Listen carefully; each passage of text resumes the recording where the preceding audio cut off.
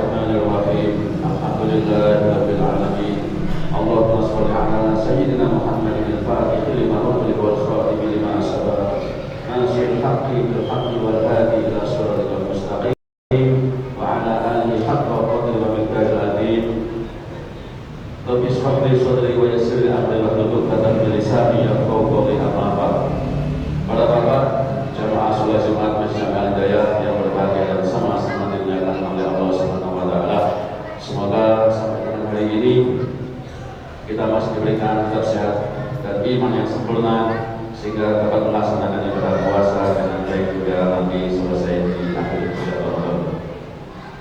Yang selanjutnya pengumuman dari Takmir Masjid Jami' Al-Hidayah bahwa dalam rangka memperingati malam nuzulul Quran, insyaallah yang jatuh pada hari ini di 16 Ramadan 1497 Hijriah atau 6 Maret 2026, Masjid Jami' Al-Hidayah akan mengadakan kegiatan yakni acara berupa pembacaan Fathul Quran 30 juz istighosa dilanjutkan dengan buka bersama dimulai daripada sholat asar hingga selesai. Dimohon kerawan panjenengan sedaya seluruh jamaah ataupun pengurus Masjid Jami' Al-Hidayah untuk hadir memperingati acara tersebut. Yang kedua, sedekah jariah dari PT Yamaha Living uang berupa Rp500.000. Yang kedua, berikutkan Masjid Jami' Al-Hidayah Rp150.000. Infak dari hamba Allah Rp450.000. Yang keempat, sedekah 5 buah Al-Quran dari Ibu Siti Juliana yang berdomisili di Araya. Mohon supaya mendapatkan keturunan oleh Allah Subhanahu wa taala. Oleh sebab itu, marilah kita bacakan doa suratul Fatihah. Wabil khusus kepada hamba Allah yang sudah memberikan infak yang terbaik, yang memberikan sedekah jariah, yang memberikan termasuk takjil dalam berbuka puasa. Semoga Allah memberikan ganti yang terbaik, dilipat gandakan rezekinya, dimudahkan semua urusannya oleh Allah Subhanahu wa taala, dan telah akan dipertemukan oleh surganya Allah Subhanahu wa taala. Amin ya rabbal alamin. Ila Nabi Mustafa Sayyidina Muhammad sallallahu alaihi wasallam wa ala alihi wa sahbihi wa azwajihi wa dhurriyyatihi wa ahli baitihi al Fatihah. A'udzu billahi minasy syaithanir rajim. Bismillahirrahmanirrahim. Alhamdulillahirabbil alamin. Liqa'i hajatina wa hajatikum min khawarij dunya wal akhirah liqa'il hajat seluruh jamaah masyarakat bil barakati kalam hadil Quran bil barakati salawat nabi bil barakati Allahul Fatihah. A'udzu billahi minasy syaithanir rajim. Bismillahirrahmanirrahim. Ar-Rahmanir Rahim. Maliki yaumiddin. Iyyaka nasta'in ihdinas mustaqim. Shiratal ladzina an'amta 'alaihim ghairil maghdubi 'alaihim waladdallin. Amin. Para bapak jamaah hadirin semuanya berbahagia. Adapun informasi keuangan untuk pembelian karpet bahwa Masjid Jami' Al-Hidayah masih memiliki kekurangan dalam pembayaran yakni sekitar di angka 75 juta rupiah. Oleh sebab itu kami mengajak melalui forum yang terbatas ini bagi panjenengan yang sekiranya memiliki kelebihan harta, memiliki kelebihan rezeki untuk di bulan suci Ramadan, ikut membantu dalam suksesnya melaksanakan pembayaran pelunasan karpet ini. Mudah-mudahan kita semuanya termasuk dengan orang-orang yang bisa menjaga rumahnya Allah, menjaga kehormatan tempat ibadah ini, sehingga Jami' Al-Hidayah bisa segera melaksanakan atau mensukseskan pembayaran karpet ini dengan baik sampai pada akhir di bulan Ramadan ini, insyaallah. Al-Fatihah. Alhamdulillahirabbil alamin. Ar-Rahmanir Rahim. Maliki yaumiddin. Iyyaka na'budu wa iyyaka nasta'in. Ihdinas siratal mustaqim. Siratal ladzina an'amta 'alaihim ghairil maghdubi 'alaihim waladdallin. Amin. Yang terakhir, yang tidak sebagai imam dan khatib pada siang Jumat hari ini, yakni Al-Ustadz Khairul Anam MPP dengan gelar dan muadzin yakni Bapak Indrianto. Sekian dari kami informasi yang bisa kami sampaikan. Kurang lebihnya kami mohon maaf yang sebesar-besarnya. Wabillahi taufiq wal hidayah. Wassalamualaikum warahmatullahi wabarakatuh.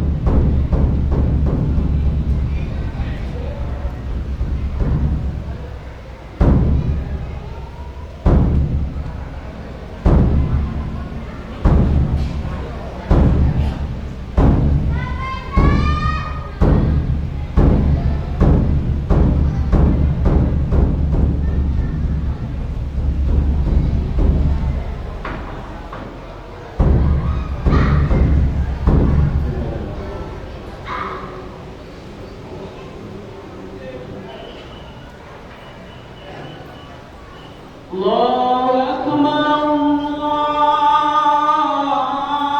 الله أكبر الله أكبر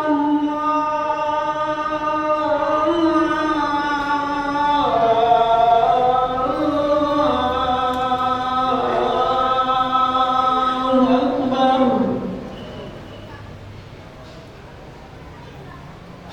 أشهد أن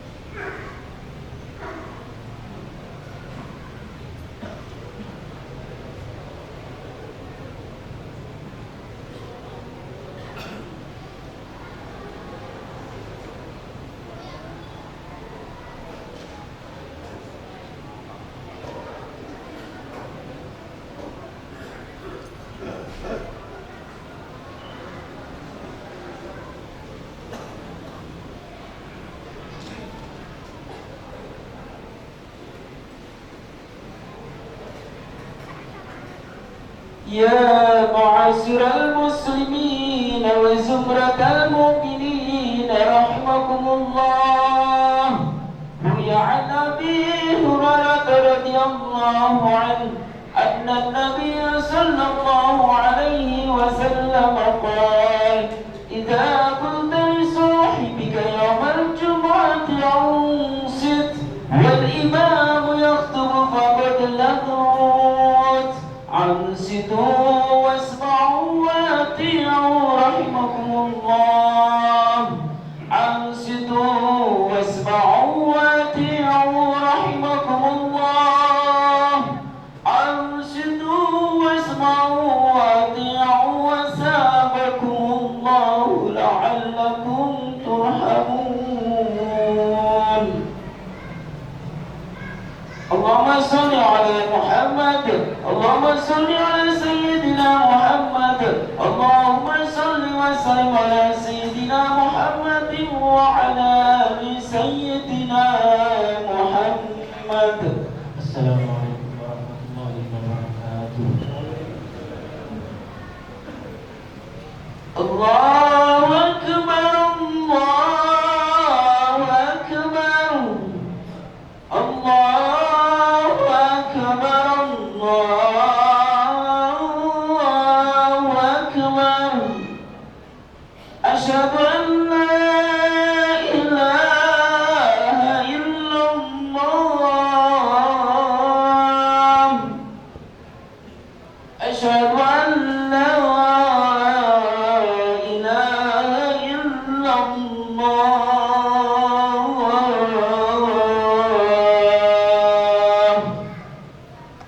أشهد أن محمد رسول الله. أشهد أن محمد رسول الله.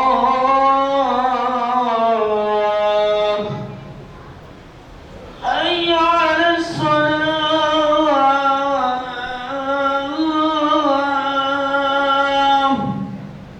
حي على الصلاة.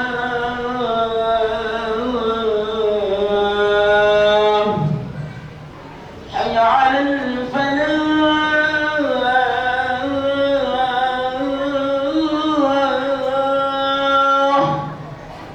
حي على الفلاح.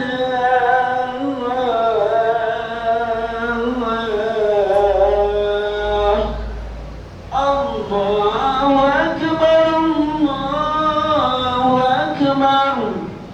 لا إله إلا الله.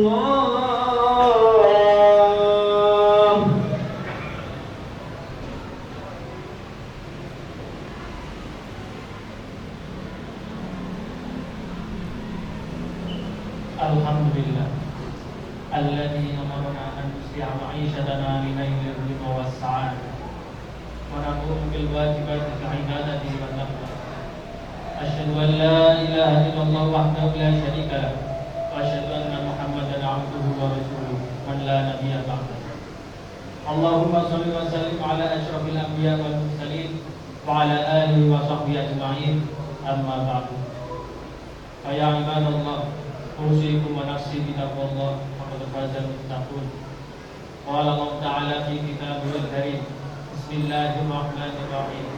Ya ayyuhalladzina amanu taqullaha haqqa tuqatih wa la tamutunna illa wa antum muslimun. Hadirin jamaah Jumat hafizakumullah, kami berwasiat kepada pribadi kami sendiri juga kepada para hadirin sekalian, marilah kita tingkatkan takwa kita kepada Allah Subhanahu wa Ta'ala dengan selalu menjalankan perintah-perintahnya dan menjauhi segala larangan-larangannya. Jemaah salat Jumat yang dimuliakan Allah, segala puji bagi Allah yang telah memberikan kita berbagai kenikmatan, terutama nikmat sehat dan sempat, sehingga kita dapat memenuhi panggilan untuk menunaikan salat Jumat. Nikmat yang harus digunakan dalam rangka memenuhi syariat yang telah ditetapkan oleh Allah Subhanahu wa Ta'ala. Salawat beserta salam mari kita haturkan kepada baginda Nabi Muhammad sallallahu alaihi wasallam. Jemaah salat Jumat yang dimuliakan oleh Allah, Bulan Ramadan merupakan bulan yang mulia, penuh rahmat dan penuh ampun. Pada bulan yang mulia ini tercatat banyak peristiwa bersejarah dalam Islam terjadi. Salah satu peristiwa yang tercatat dalam sejarah Islam diantaranya ialah diturunkannya Al-Quran. Allah Subhanahu wa Ta'ala berfirman dalam surat Al-Baqarah ayat 185. Syahrul Ramadan alladzi unzila fihi al-Qur'an hudan lin-nas wa bayyinatin minal huda wal furqan. Yang artinya bulan Ramadan adalah bulan yang di dalamnya diturunkan Al-Quran sebagai petunjuk bagi manusia dan menjadi penjelas sebagai petunjuk itu serta pembeda antara hak dan batil.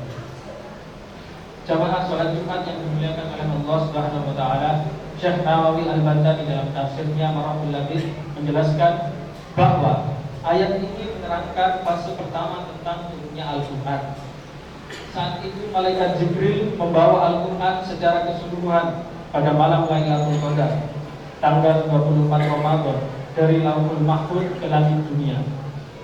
Lalu malaikat Jibril menyerahkannya kepada malaikat Safarah, malaikat yang bertugas sebagai pencatat, yang kemudian menuliskannya di lembaran-lembaran. Lalu lembaran-lembaran itu disimpan di satu tempat di langit yang disebut Baitul Izzah.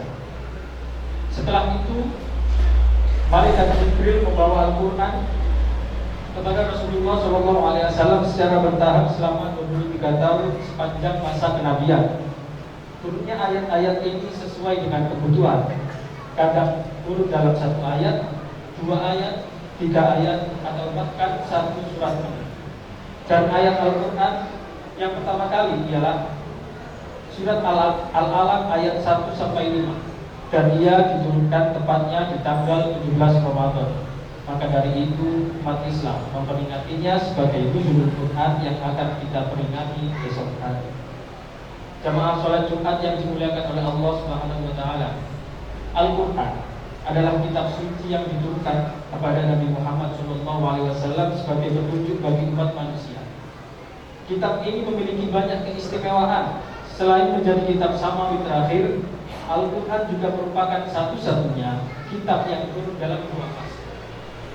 Syekh Manah Al-Qattas dalam kitabnya Mabahith fi Ulumil Quran menjelaskan bahwa sebagaimana diturunkan oleh Ibnu Abbas dan disepakati mayoritas ulama, Al-Quran turun dalam 2 fase. Fase pertama disebut fase Ibrani, yang turunnya Al-Quran secara keseluruhan dari Lauhul Mahfuz ke Baitul Izzah, yaitu suatu tempat di langit dunia. Hal ini dilakukan sebagai bentuk pengagungan terhadap Al-Quran. Fase kedua disebut fase Tanzili, yaitu turunnya Al-Quran secara bertahap kepada Nabi Muhammad SAW selama 23 tahun. Sesuai dengan peristiwa yang terjadi dan mempertimbangkan sebab turunnya ayat yang juga disebut sebagai asbabun nuzul dalam ilmu tafsir Al-Quran. Jamaah salat Jumat yang dimuliakan oleh Allah Subhanahu wa Ta'ala, dalam riwayat lain disebutkan bahwa bulan Ramadan sudah menjadi waktu di mana Nabi Muhammad SAW menderes Al-Quran bersama malaikat Jibril. Karena itu umat Islam sangat dianjurkan untuk memperbanyak membaca Al-Quran di bulan yang mulia ini dengan niat meneladani Nabi Muhammad SAW. Momen turunnya Al-Quran serta semangat Nabi dalam menderesnya inilah yang kemudian membuat Ramadan juga disebut sebagai Syahrul Nuzulil Quran wa Tilawah, yakni bulan turunnya Al-Quran dan juga membaca Al-Quran. Dalam sebuah hadis dijelaskan bahwa di bulan Ramadan Nabi Muhammad SAW menjadi lebih dermawan, dan setiap hari beliau bertemu malaikat Jibril untuk memberes Al-Quran bersamanya. Seperti halnya dalam puasa, Al-Quran nantinya juga akan memberikan syafaat kepada kita di hari kiamat. Dan hal ini tercantum dalam hadis yang diriwayatkan Ibnu Abbas sebagai berikut. Ibnu Abbas radhiyallahu anhu maqala kana Rasulullah sallallahu alaihi wasallam ajwadan nas wa kana ajwad ma yakunu fi Ramadan hina yalqahu Jibril wa kana Jibril yalqahu fi lailatin min Ramadan fa yudarisu. Qala Rasulullah sallallahu alaihi wasallam hina yalqahu Jibril ajwad bil khairi nabi. Kesimpulannya, di bulan Ramadan kali ini mari kita bersama-sama tingkatkan kualitas ibadah kita kepada Allah Subhanahu wa Ta'ala, terutama memperbanyak membaca Al-Quran. Kita luangkan waktu kita 20 sampai 30 menit sehari untuk membaca Al-Quran di bulan Ramadan ini. Ma'asyiral muslimin, tidak ada kata terlambat untuk melakukan kebaikan. Semoga ini menjadi langkah awal kita untuk terus membaca Al-Quran, bahkan ketika nanti bulan Ramadan telah berlalu. Dengan begitu kita telah memanfaatkan bulan Ramadan sebaik mungkin untuk memperbaiki diri dan mempererat hubungan kita sebagai hamba kepada Allah Subhanahu wa taala. Semoga kita termasuk orang-orang yang benar-benar memanfaatkan bulan suci ini dan menjadi bagian dari mereka yang disebut dalam firman-Nya sebagai orang-orang yang bertakwa. A'udzu billahi minasyaitonir rajim. Bismillahirrahmanirrahim. Ya ayyuhalladzina amanu kutiba 'alaikumus syiyamu kama kutiba 'alal ladzina min qablikum la'allakum tattaqun. Barakallahu li wa lakum fil Qur'anil 'azim. Wa nafa'ani wa iyyakum bima fihi ayatin فتقبل مني ومنكم يا الله السميع العليم واستغفر الله العظيم لي ولكم ولسائر المسلمين والمسلمات ويا فوز المستغفرين ويا نجاة التائبين. اللهم صل وسلم على سيدنا محمد وعلى آل سيدنا محمد.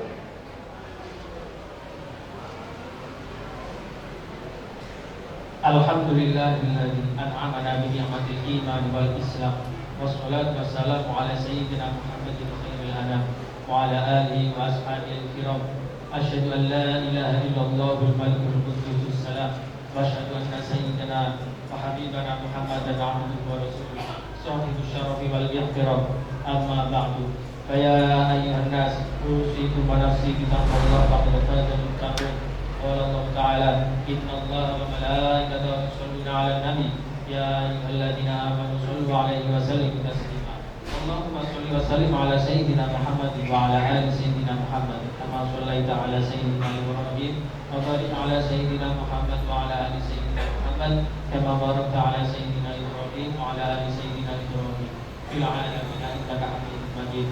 Allahumma salli 'ala khulafair rasyidin wa 'ala ashabi ajma'in. Tabi'ina wa tabi'in wa tabi'in ila yaumil.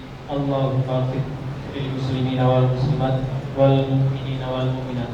Allahumma fa'an al bala wal ghala wal waba wat ta'un wal amrad wal harb wal fitan ma la yata'ata ghayruka an baladina hadha Indonesia وعن سائر بلاد المسلمين عامة يا رب العالمين. اللهم اجعل بلدتنا بلدة طيبة ورب غفور وآمنا لعبادتك. ربنا آتنا في الدنيا حسنة وفي الآخرة حسنة وقنا عذاب النار. عباد الله إن الله يأمر بالعدل والإحسان وينهى عن الفحشاء والمنكر يعظكم لعلكم تذكرون. فاذكروا الله العظيم يذكركم واشكروا على نعمه يزدكم ولذكر الله أكبر. أقيموا الصلاة. الله أكبر الله أكبر أشهد أن لا إله إلا الله أشهد أن محمد رسول الله. حي على الصلاة حي على الفلاح قد قامت الصلاة قد قامت الصلاة. الله أكبر الله أكبر لا إله إلا الله.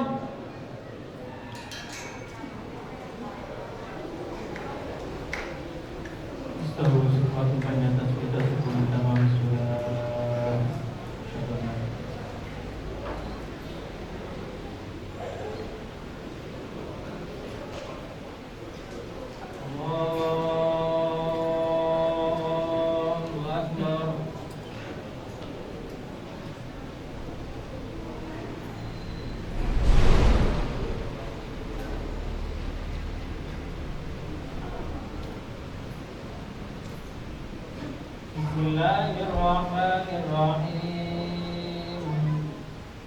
Alhamdulillahi Rabbil Alamin. Ar-Rahmanir-Rahim. Maliki yaumiddin. Iyyaka na'budu wa iyyaka nasta'in.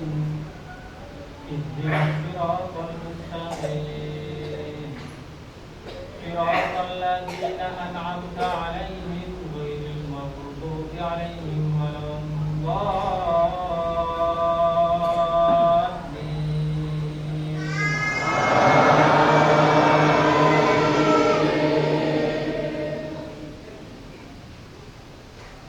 بسم الله الرحمن الرحيم سبح اسم ربك الأعلى الذي خلق فسوى والذي قدر فهدى والذي أخرج المرعى فجعله غثاء أحوى سنقرئك فلا تنسى إلا ما شاء الله إنه يعلم الجهر وما يخفى ونيسرك لليسرى فذكر إن نفعت الذكرى سيذكر من يخشى ويتجنبها الأشقى الذي يصلى النار الكبرى ثم لا يموت فيها ولا يحيا قد أفلح من تزكى وذكر اسم ربه فصلى بل تؤثرون الحياة الدنيا والآخرة خير وأبقى إن هذا لفي الصحف الأولى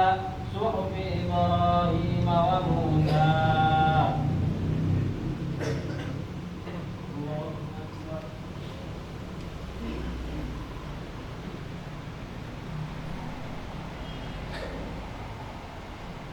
سمع الله لمن حمده.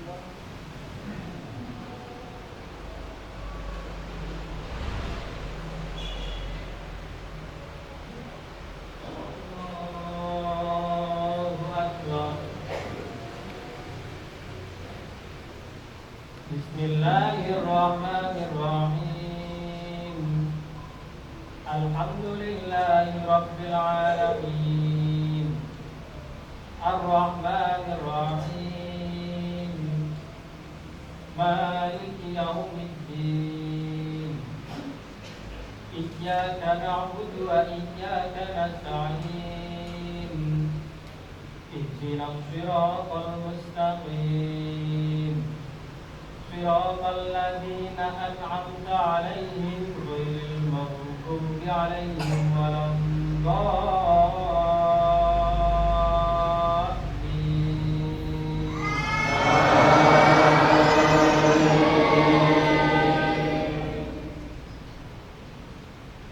بسم الله الرحمن الرحيم هل أتاك حديث الغاشية وجوه يومئذ خاشعة عاملة ناصبة تصلى نارا حامية تسقى من عين آنية ليس لهم طعام إلا من ضريع لا يسمن ولا يغني من جوع وجوه يومئذ ناعمة لسعيها راضية في جنة عالية لا تسمع فيها لاغية فيها عين جارية فيها سرر مرفوعة وأكواب موضوعة ونمارق مصفوفة وزرابي مبثوثة أفلا ينظرون إلى الإبل كيف خلقت وإلى السماء كيف رفعت وإلى الجبال كيف نصحت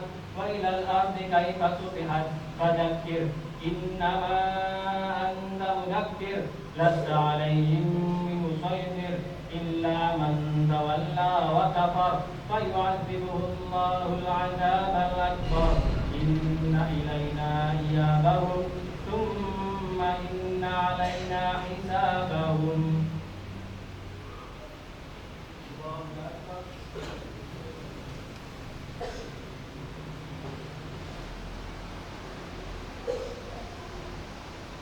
Allah liman hamidah.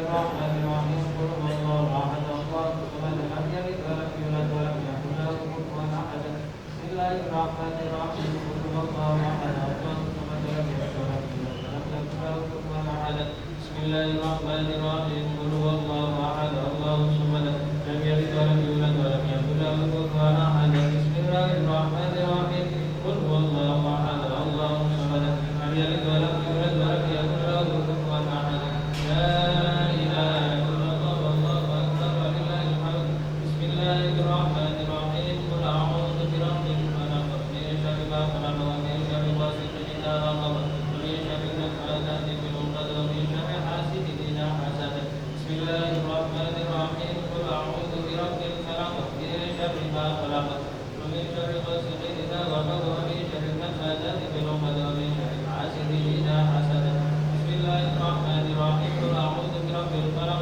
من شر ما خلق ومن شر غاسق إذا وقب ومن شر النفاثات في العقد ومن شر حاسد إذا حسد بسم الله الرحمن الرحيم قل أعوذ برب الفلق من شر ما خلق ومن شر غاسق إذا وقب ومن شر النفاثات في العقد ومن شر حاسد إذا حسد بسم الله الرحمن الرحيم قل أعوذ برب الفلق من شر ما خلق ومن شر غاسق إذا وقب ومن شر النفاثات في العقد ومن شر حاسد إذا حسد بسم الله الرحمن الرحيم قل أعوذ برب الفلق من شر ما خلق ومن شر غاسق إذا وقب ومن شر النفاثات في العقد ومن شر حاسد إذا حسد بسم الله الرحمن الرحيم قل أعوذ برب الفلق من شر ما خلق ومن شر غاسق إذا وقب ومن شر النفاثات في العقد ومن شر حاسد إذا حسد لا إله إلا الله والله أكبر ولله الحمد بسم الله الرحمن الرحيم قل أعوذ برب الناس ملك الناس إله الناس من شر الوسواس الخناس الذي يوسوس في صدور الناس من الجنة والناس بسم الله الرحمن الرحيم قل أعوذ برب الناس ملك الناس إله الناس من شر الوسواس الخناس الذي يوسوس في صدور الناس من الجنة والناس بسم الله الرحمن الرحيم قل أعوذ برب الناس ملك الناس إله الناس من شر الوسواس الخناس الذي يوسوس في صدور الناس من الجنة والناس بسم الله الرحمن الرحيم قل أعوذ برب الناس ملك الناس إله الناس من شر الوسواس الخناس الذي يوسوس في صدور الناس من الجنة والناس بسم الله الرحمن الرحيم قل أعوذ برب الناس ملك الناس إله الناس من شر الوسواس الخناس الذي يوسوس في صدور الناس من الجنة والناس بسم الله الرحمن الرحيم قل أعوذ برب الناس ملك الناس إله الناس من شر الوسواس الخناس الذي يوسوس في صدور الناس من الجنة والناس بسم الله الرحمن الرحيم قل أعوذ برب الناس ملك الناس إله الناس من شر الوسواس الخناس الذي يوسوس في صدور الناس من الجنة والناس أعوذ بالله من الشيطان الرجيم بسم الله الرحمن الرحيم اللهم صل على سيدنا محمد وعلى سيدنا محمد الحمد لله رب العالمين اللهم لا تدع لنا في قبرنا هذا ذنبا إلا غفرته ولا عيبا إلا سترته ولا هما إلا فرجته ولا غما إلا كشفته ولا دينا إلا قضيته ولا سائلا إلا أعطيته ولا داعيا إلا أجبته ولا مريضا إلا شفيته ولا جاهلا إلا هديته ولا عدوا إلا قتلته ولا غريبا إلا أمنته ولا مجتهدا في الخيرات إلا نصرته ولا فقيرا إلا أغنيته ولا عسيرا إلا يسرته ولا ضيقا إلا وسعته ولا حاجة من حوائج الدنيا والآخرة يا لك رضا ولنا فيها صلاة إلا قضيتها ويسرتها يا رب العالمين اللهم اهدنا بهداك واجعلنا ممن يسار في رضاك ولا تولنا وليا سواك ولا تجعل بما سواك رحمة وسط